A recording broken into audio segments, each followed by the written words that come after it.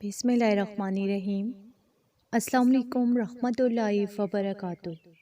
اللہ بہت مسکراتا ہے جب رات کو بندہ یہ پڑھ کر سوتا ہے۔ اللہ کو فوری خوش کرنے والی دعا۔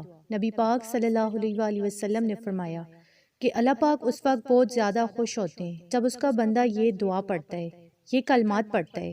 اللہ تعالیٰ کو یہ بات بہت زیادہ پسند ہے کہ جب اس کا بندہ اپنے آپ کو دنیا کا سب سے حقیر انسان سمجھتا ہے، دنیا جان کی تمام برائیاں کیڑے اسے خود اپنی ذات میں نظر آتے ہیں، وہ تنہائی میں روتا ہے۔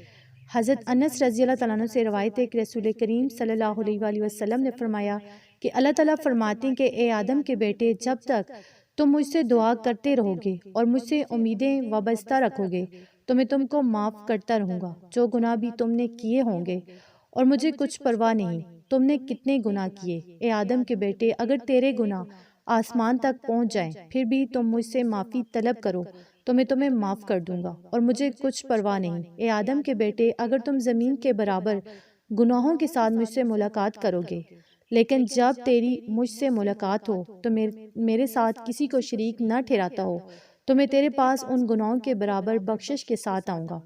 حضرت انس رضی اللہ تعالیٰ عنہ سے روایت ہے کہ رسول کریم صلی اللہ علیہ وآلہ وسلم نے فرمایا کہ سب بنی آدم خطا کار ہیں، اور وہ خطا کار اچھے ہیں جو خطا کے بعد اللہ تعالیٰ سے توبہ کرتے ہیں۔ تو جو بندہ رات کو سونے سے پہلے یہ کلمات پڑھ کر سوتا ہے تو اللہ پاک بہت زیادہ خوش ہوتے ہیں اور اپنے اس بندے کو دیکھ کر مسکراتے ہیں۔